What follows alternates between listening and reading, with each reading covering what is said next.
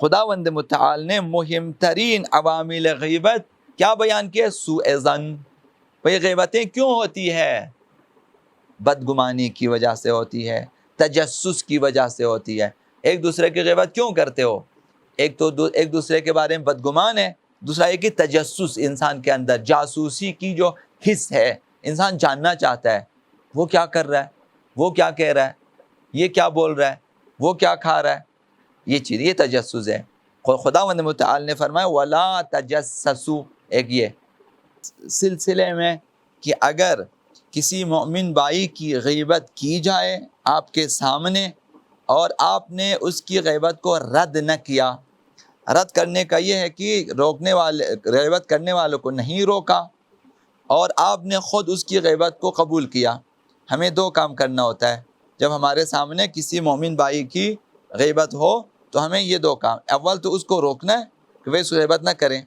دوسرا ہے کہ جو کچھ اس نے بولا منفی باتیں ہمیں قبول نہیں کرنا چاہیے، دل میں نہیں ماننا چاہیے کہ یہ غیبت کرنے والا گناہ کر رہا ہے، میں اس کی باتوں کو کیسے قبول کروں جو ایک مومن بھائی کے بارے میں کہہ رہا ہے.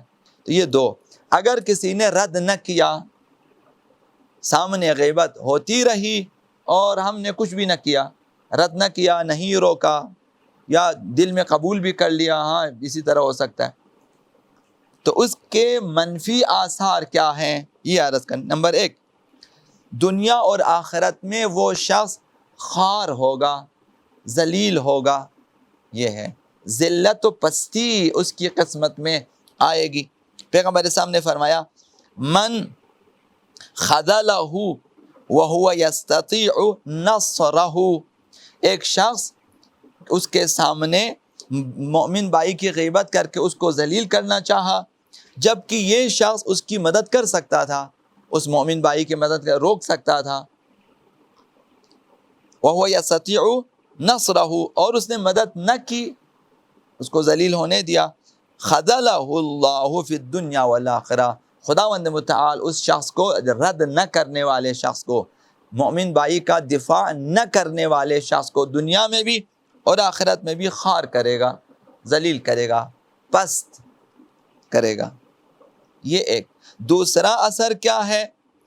70 برابر گناہ اس کے ذمے آئے گا، 70 برابر.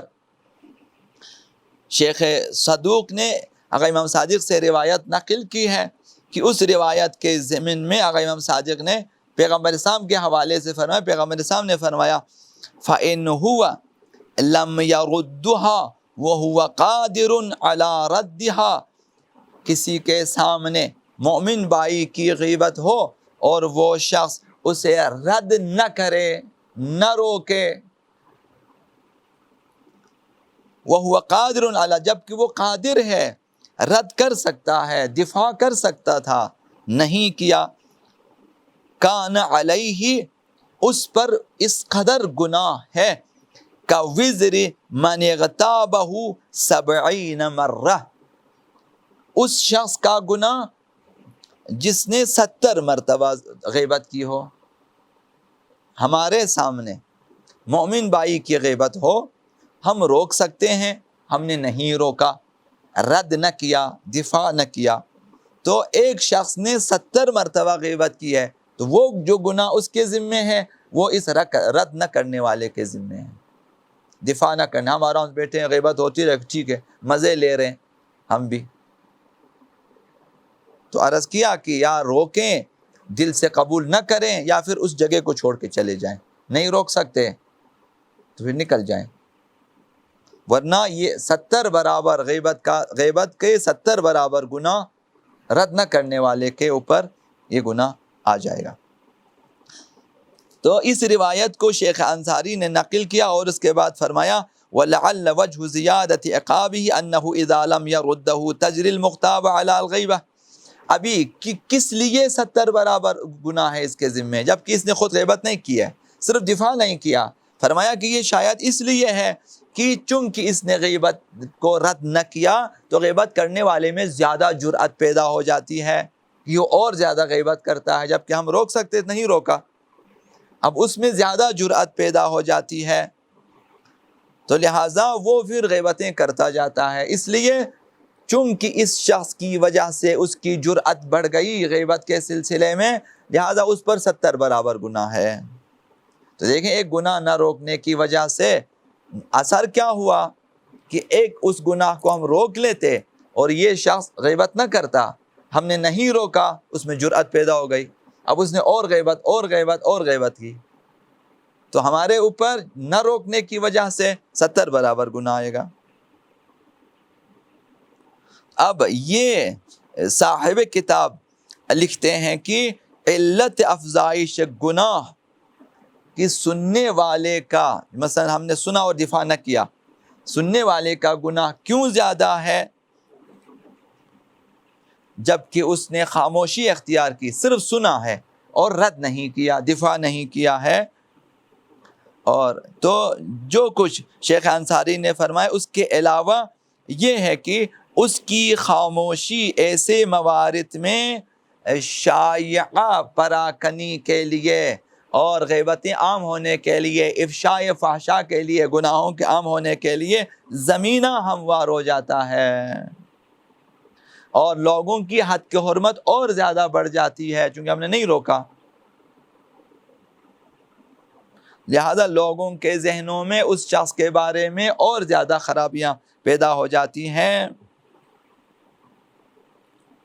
تو لہٰذا اب لوگوں کے اعتماد اس پر سے سلب ہو جاتا ہے، چھن جاتا ہے۔ جس کی غیبت ہو گئی، ہم نے نہیں روکا، تو کیا ہوا؟ ابھی جس نے بھی سنا ان کا اعتماد اس شخص پر، بھروسہ اس شخص پر اٹھ جاتا ہے، اب اس پر بھروسہ نہیں رہتا، اس پر اعتماد نہیں کیا جاتا۔ اور اکثر ایسا ہوتا ہے کہ مفید اشخاص، خدمت گزار افراد شائعات کی وجہ سے، بے بنیاد شائعات کی وجہ سے جو ہیں مظلومانہ اس دنیا سے چلے گئے ہیں، محض تہمتوں کی وجہ سے۔ وہ خود پاکیزہ ہے، بعض لوگوں نے باتیں بنا دی اس کے بارے میں، شخصیت کشی کی، جس کی وجہ سے وہ لوگ مظلوم واقع ہوئے، جبکہ حقیقت میں وہ ایسے نہ تھے، تو ان کی زندگی خراب ہو جاتی ہے، اس وجہ سے گناہ بڑھ جاتا ہے۔ ہمیں چاہیے کہ ہم روک سکتے روکیں، نہیں روک سکتے خود اٹھ کے چلے جائیں، وہاں سے نہ بیٹھیں، خود یہی کافی ہے آپ کا اٹھ کے جانا۔ اگر پوچھیں کیوں اٹھ کر گئے، کہتے آپ غیبت کر رہے تھے، ہم نہیں روک سکتے تھے آپ کو، لہٰذا ہم خود اٹھ کے چلے گئے، اس پر بہت سخت اثر ہوگا کہ بھائی ہم اٹھ کے چلے جاتے ہیں۔ پوچھیں گے بھائی کہاں جا رہے ہیں، بولے آپ چپ نہیں بیٹھتے، بھائی آپ غیبت کر رہے ہیں، ہم یہاں آپ کے گناہ میں شریک نہیں ہونا چاہتے، یہی بہت ہے، اس شخص پہ بہت بڑا اثر ہوگا، مثبت اثر ہوگا۔ لہذا پھر تہمتیں رائج ہو جائیں گی، غیبتیں معاشرے میں رائج ہو جائے گی، اور اس طرح معاشرے میں ایک دوسرے کے اوپر سے اعتماد ختم ہو جائے گا۔ جب ایک دوسرے کی غیبت کرنا یہی ہوتا ہے، اب بھی یہی، اس ہمارے معاشرے میں مسئلہ یہی ہے، جس دکان میں جاؤ دوسرے دکاندار کے بارے میں غیبت، اب اس پر ہمارا اعتماد نہیں رہتا، ادھر جاؤ وہ اس کی غیبت کرتا ہے، پھر اس کے اوپر ہمارا بھروسہ ختم ہو جاتا ہے۔ اب ایک ایک کر کے معاشرے میں یہی کام ہو رہا ہے، جس کے پاس جاؤ اعتماد نہیں ہے، اس پر بھروسہ نہیں ہے، یہ اسی غیبت اور تہمت کی وجہ سے ہے۔ تو معاشرے میں پھر نا امیدی پیدا ہو جاتی ہے کہ کوئی قابل بھروسہ شخص موجود نہیں ہے، لوگ نا امید ہو جاتے ہیں۔ اب ایسی صورت میں اگر نہی عن المنکر بھی کیا جائے تو پھر بے اثر ہو جاتا ہے۔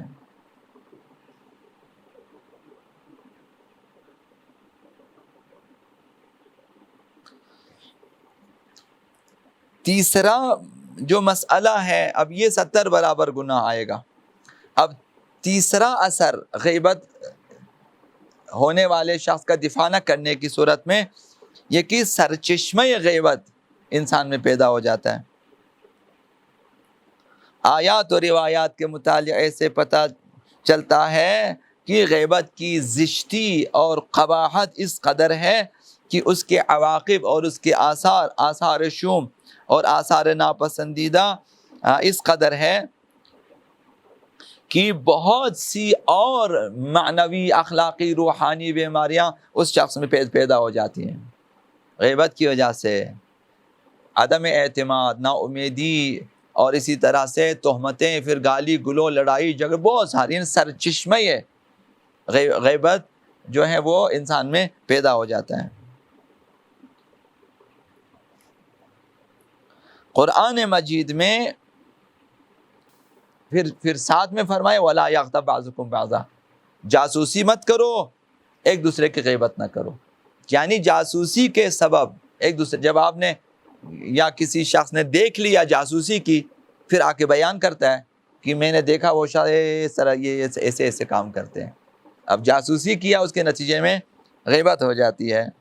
لوگوں کے احوال، لوگوں کے اسرار معلوم کرنا چاہتے، یہ جاسوسی یہ حرام ہے۔